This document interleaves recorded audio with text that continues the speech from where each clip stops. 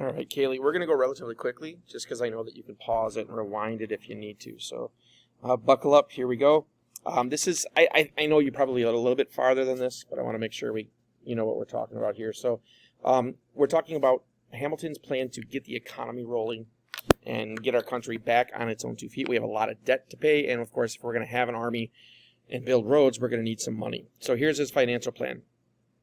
Okay, first off, we're going to assume all of the debt of all of the states from the Revolutionary War. Not other debt, but from the Revolutionary War. Each state had borrowed money to set up their own army or contribute or run their state because the British had been running it before, and obviously they're not going to give us money to fight them. So we had borrowed a bunch of money. The federal government was going to take all of that debt on themselves. They were going to pay it off and thus establish that the United States of America can be trusted and can borrow money, and that we were trustworthy. Okay, second thing, we're going to put a bank together, a national bank that can not only house the money that we collected in taxes, but could give out huge loans to large companies if necessary and could control the amount of money being released into society. Third, and he's not going to get this one, he wanted to put a huge tax on imported goods. We call that a tariff. That would not only raise money for the federal government through the collection of the tariff, but would also protect American industries because foreign goods would be more expensive because foreign goods had to pay the tax. American companies did not have to pay the tax because they were not importing goods, they were making them here. So the tariff would make some money, protect American industries, get us rolling. So the first one is paying the debts, get America out of debt as a country, not just states, because other countries didn't think of us as 13 countries. Other countries thought of us as one country. So we could not turn to a country and say, look, I know Connecticut owes you money, but, you can trust Delaware. That's not how it worked. So for about 6 months, Congress debated this idea. And then eventually, we kind of bribed the southern states to join us on this. A lot of the southern states had already paid off their debt because they had free labor in the form of slaves. So they actually were kind of had extra money sitting around. The northern states didn't have free labor, so they had a lot of debt that they couldn't pay off. So southern states weren't for this plan, but we gave them the national capital. We moved Washington, D.C. down into Virginia soil, and then they agreed to pay off all the states' debts. Second part, the bank. The bank was pointed to by later on the Republicans as like a huge grab by the federal government to try and grab power, to control the money system, control everybody's banking system. That's the kind of big government action that we didn't want. That's why we broke away from England.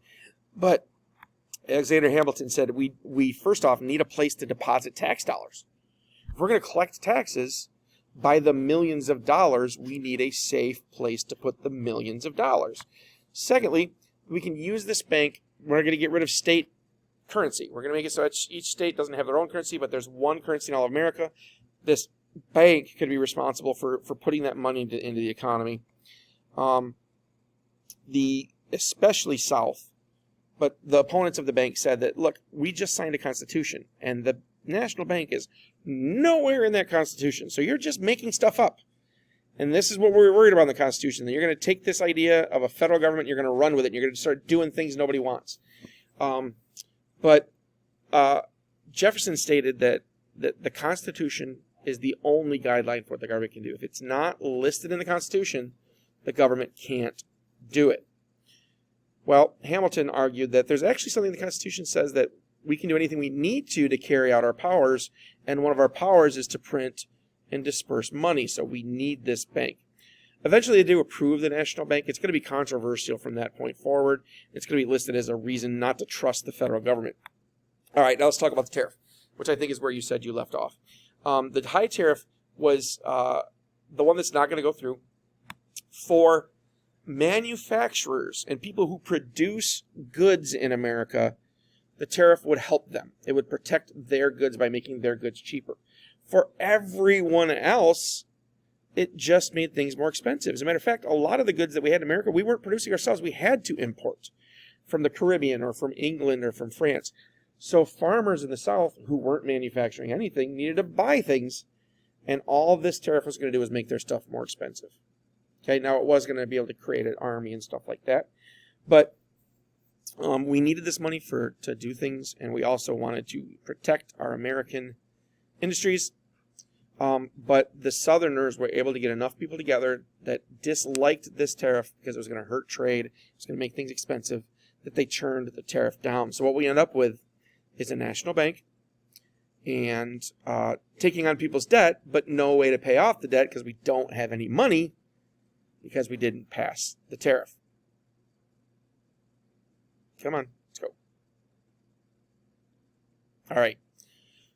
Next, we're going to talk about kind of like Shays' Rebellion, where a bunch of farmers got together and burnt down parts of Massachusetts. We're going to have a very similar thing, but it's going to happen in Pennsylvania. Congress passed a tax on whiskey. Now, Congress didn't tax the American people before this. This is the first time we're going to tax Americans. Taxes on imports are taxes on other people that bring stuff in. It protects Americans. This is the first tax we make that taxes the American people. It's going to tax whiskey manufacturers. And Alexander Hamilton felt that this was kind of the most acceptable tax possible because we're taxing people who make something that's bad for you, right? It's the early version of drugs. So it's okay if we make whiskey more expensive. It's okay if we make it harder to buy whiskey and we take that money and we build an army.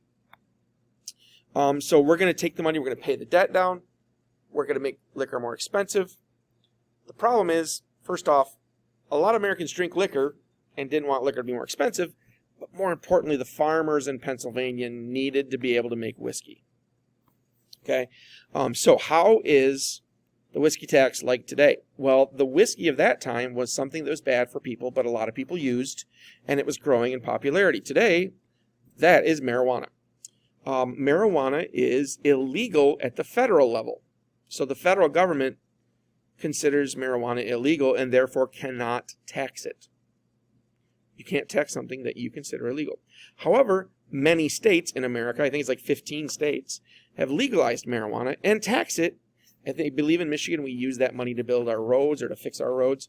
So Colorado uses it, I think, for like scholarships for kids and stuff. So many states have legalized marijuana and taxed it and are making a bunch of money off of it. Well, our federal government can't do that. So what could happen is the federal government could decide that we're going to go ahead and legalize marijuana in the whole country, put a massive tax on it, and make the marijuana expensive, right? So that the people who want to use it have to pay a lot of money. They can't get too much of it. Certainly kids can't afford it. And then take all that money, pay down the debt, and maybe kind of get our country back on track. This is very similar to the whiskey tax. The only tax that Americans are okay with are what are called sin taxes. Taxes on things that are bad for us. So alcohol, cigarettes, gambling, all can have really high taxes on them because we're okay with people doing bad things paying extra money. Okay? So a whiskey tax is just a sin tax. The problem with the sin tax is it wasn't just about the sin, it was about what the whiskey did for the farmers. The farmers grew corn. Corn goes bad, especially by wintertime. If you don't sell your corn by winter, you lose all the money you put into that corn. So what these farmers would do, and this was a kind of a common practice, is they'd take that corn, they'd buy a still, and they'd turn that corn into whiskey. Whiskey doesn't go bad. As a matter of fact, whiskey gets better with age. If you don't sell your whiskey this year, you can charge more for it next year. So this was a way for them to survive economically. The farmers out west on the western half of the United States were barely getting by. They were selling a lot of their whiskey to Native Americans that lived out there. They were selling them to British soldiers in forts, and they're selling them to each other. But again, if you didn't sell your whiskey, you didn't lose money. You could always sell it next year. If you didn't sell your corn, it goes bad, and you lose money, and you lose your farm. So for them out west, it wasn't about taxing something that's bad for you. It was about destroying their farms. So they get out, and about 500 farmers get together. They grab their guns, and they march on Pittsburgh. Pittsburgh's the largest city in Pennsylvania. It's not the capital. It is the largest city. And they start attacking the tax collectors who are supposed to come out and get this money from them. Now, they are attacking people who work for the government and are doing their job legally. Under the Articles of Confederation, we didn't really have the power to stop this, Shays' Rebellion. But now we have an army, and we have a George Washington, and we got laws, and we can take care of this. So how do we handle this? George Washington himself gets on his beautiful white horse named Nelson, gets together about 12,000 troops, and goes out and faces these guys. And the Whiskey Rebellion simply goes home.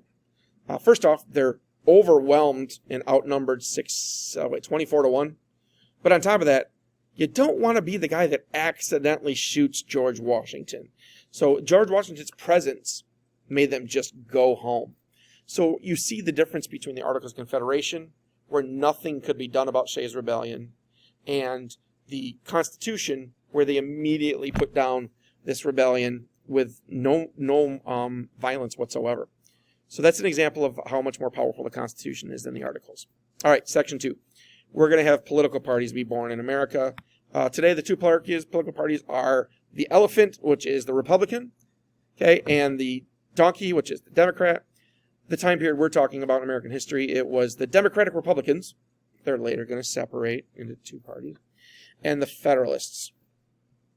So the question, what we're going to talk about in this chapter is, why do we have political parties? Well, let's first start out with the fact that we didn't want political parties. It was a terrible idea. They're kind of natural.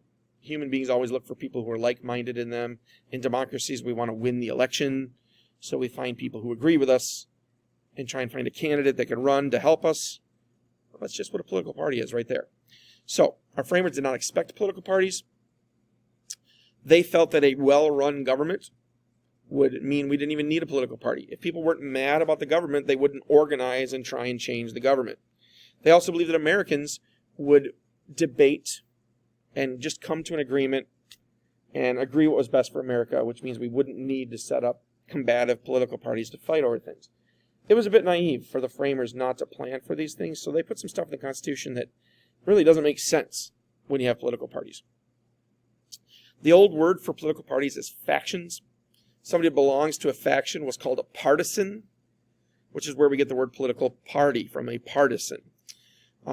They were believed by most people in government to be absolutely terrible. They're one of the things that ruin democracies. They're one of the things that ruin an effective government. But again, if you're going to win an election, you need a political party, and people want to win elections. Madison himself, who's going to be very active in the Democratic Republican Party, himself said that the best way to keep from having political parties is to have an effective government. And of course, in today's world, our government doesn't get much done, and one of the main reasons is political parties. They fight each other so hard that not much gets done. George Washington, the guy that we use for everything in America this time, what does George Washington do? What would he do? How is he going to handle it? Himself said that the one fastest way to ruin our democracy is to have political parties. On his way out of office, he said, please, please, please, please, please, don't form political parties. As those breath was leaving his lips, as he was saying that, his two most trusted advisors, Hamilton and Jefferson, were creating political parties. And that's because they both had very different visions on how America should be run and the progress we should make, and the two visions did not match. There's no way for them both to get their way. So Washington says, we're going to ruin our country, we're going to destroy our happiness if we have factions. But by the 1790s, when George Washington's getting ready to leave office, we already have our two factions forming. They haven't named themselves yet. They're not going to do that until the next election. But we already have two very distinct sides in Congress arguing with each other about everything. We have leaders on each side being looked to fight each other in arguments, not physically, but arguing with each other.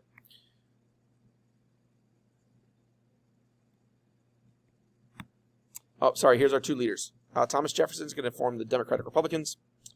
Hamilton's going to form the Federalists. And remember, Hamilton was a Federalist just trying to get the Constitution passed. So here are your two parties. The basic beliefs. Republicans believe that this new government under the Constitution created a much too powerful government and should be limited as much as possible. The government should never do anything that's not in the Constitution because they promised the states that they wouldn't, and the states should remain in charge. So we need a central government, but we need that central government to be weak. Okay, not as weak as the Articles, but certainly not strong enough to overpower states. They felt a strong government would just be a monarchy, just be a king. The president would just be a king. Congress would just be have the power of a king to do anything they want. The people who supported the Federalists, the Democratic Republicans, were mainly farmers and Southerners who didn't want that tariff, who didn't want to pay extra for goods, and wanted the government to leave them alone. We'll continue this in the next video.